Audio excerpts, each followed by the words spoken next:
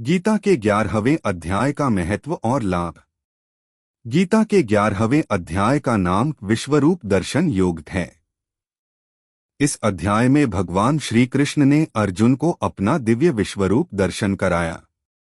यह अध्याय यह दर्शाता है कि भगवान सृष्टि के हर कण में उपस्थित हैं और उनके रूप में अनंत शक्ति, वैभव और तेज समाहित है। यह अध्याय विशेष रूप से ईश्वर की अपार शक्ति और उनके विराट स्वरूप को समझने के लिए अत्यंत महत्वपूर्ण है। 11वें अध्याय का महत्व। 1. भगवान की विराटता का परिचय। 11वें अध्याय में भगवान श्री कृष्ण ने अर्जुन को अपने विराट स्वरूप का दर्शन कराया, जो यह बताता है कि ईश्वर संपूर्ण ब्रह्मांड में व्याप्त हैं। उनके इस स्वरूप में सभी देवता, ऋषि, प्राणी और समस्त लोग सम्मिलित हैं। 2. भक्ति का मार्ग प्रशस्त करना। विश्वरूप का दर्शन करने से अर्जुन की भगवान के प्रति श्रद्धा और भक्ति कई गुना बढ़ गई।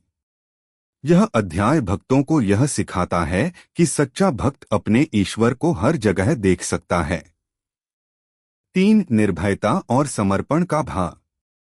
जब व्यक्ति यह समझता है कि ईश्वर सर्वशक्तिमान है और उनका संरक्षण हमारे साथ है, तो वह हर प्रकार के भय से मुक्त हो जाता है। 4. ईश्वर की सर्वव्यापकता का बोध। यह अध्याय यह स्पष्ट करता है कि भगवान केवल मंदिर या मूर्ति में सीमित नहीं हैं, बल्कि वे सृष्टि के हर कण में विद्यमान हैं। 5. जीवन के प्रति दृष्टिकोण में परिवर्तन। विश्वरूप दर्शन का अनुभव यह सिखाता है कि जीवन और मृत्यु, सुख और दुख, सफलता और असफलता सभी ईश्वर की योजना का हिस्सा हैं। 11वें अध्याय के लाभ। 1. आध्यात्मिक जागृति। 11वें अध्याय का अध्ययन व्यक्ति के भीतर आध्यात्मिक जागृति लाता है। इससे व्यक्ति ईश्वर की दिव्यता को समझता है और उनके प्रति समर्पण का भाव विकसित करता है। 2. भय और संदेह का नाश। भगवान के विराट स्वरूप का चिंतन करने से भय और संदेह समाप्त हो जाते हैं। व्यक्ति आत्मविश्वास और आंतरिक शांति का अनुभव करता है। 3. भक्ति और समर्पण में वृद्धि। यह अध्याय भक्त को यह समझने में मदद करता है कि केवल भक्ति और समर्पण के माध्यम से ही ईश्वर को समझा जा सकता है। 4. मृत्यु के भय से मुक्ति।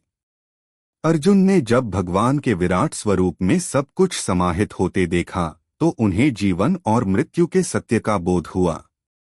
यह व्यक्ति को मृत्यु के भय से मुक्त करता है। 5. जीवन में धैर्य और संतोष। विश्वरूप दर्शन से यह समझ में आता है कि सृष्टि में सब कुछ भगवान की मर्जी से हो रहा है। यह व्यक्ति को जीवन के उतार चढ़ाव में धैर्य और संतोष रखने की शिक्षा देता है। निष्कर्ष। गीता का 11वां अध्याय व्यक्ति को भगवान की सर्वव्यापकता और उनकी विराटता का ज्ञान कराता है। यह अध्याय भक्ति, समर्पण और निर्भयता के साथ जीवन जीने की प्रेरणा देता है। इसका नियमित अध्ययन न केवल आध्यात्मिक विकास करता है, बल्कि व्यक्ति को जीवन की सच्चाई को समझने और स्वीकार करने का साहस भी प्रदान करता है।